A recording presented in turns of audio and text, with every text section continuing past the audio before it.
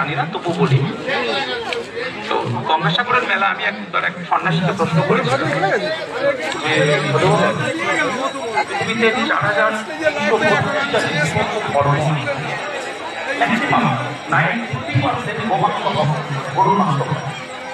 আমরা খাই, তাহলে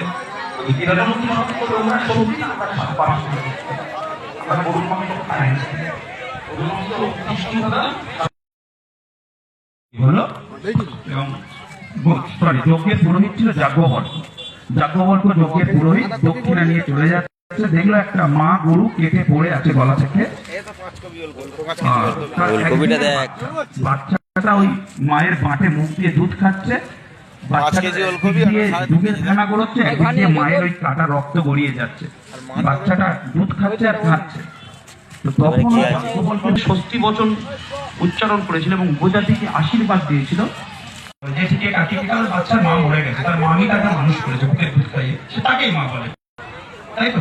তুমি গরুর বুকের দুধ খেয়ে মানুষ হয়েছো, সবাই গরুর, আমার বাচ্চাটাও গরুর দুধ খায়, সেই অর্থে গরু আমাদের মা। মায়ের মাংস খাবে না, এটাও বুঝতে পারলাম না, আরো সোজা করে বললাম।